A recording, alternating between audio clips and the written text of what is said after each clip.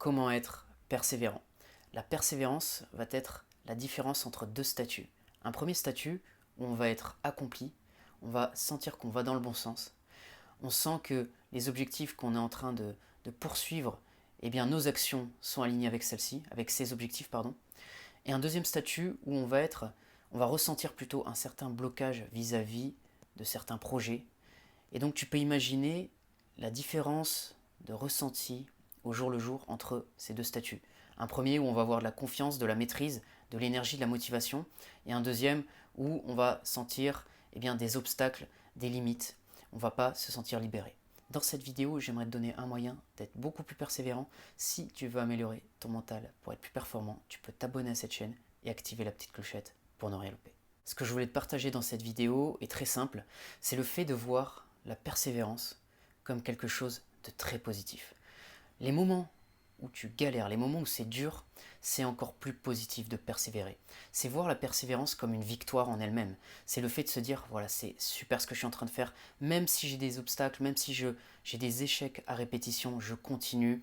Et c'est ça en fait la fierté. C'est de se dire, je lâche pas, je suis en train d'avancer, je vais dans le bon sens, je vais dans cette direction-là et je continue. Et tu peux te rendre compte quand tu penses à des personnages illustres de notre histoire, des gens qui ont inventé des choses extraordinaires. Je pense à par exemple Edison qui a créé l'ampoule. C'est au bout du millième essai qu'il a réalisé son invention. Donc tous les échecs qu'il y avait avant, on n'y pense pas, mais c'est extrêmement difficile parfois de se dire est-ce que je vais vraiment y arriver. Il a continué.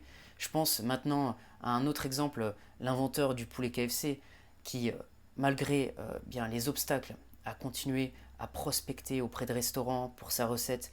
Et il expliquait, j'ai lu son histoire, il expliquait qu'il dormait dans sa voiture, qu'il avait toujours le même costume. Donc c'est des gens qui, malgré les échecs, ont continué, ont persévéré. Et je trouve ça vraiment magnifique de se dire que voilà, cette persévérance a payé.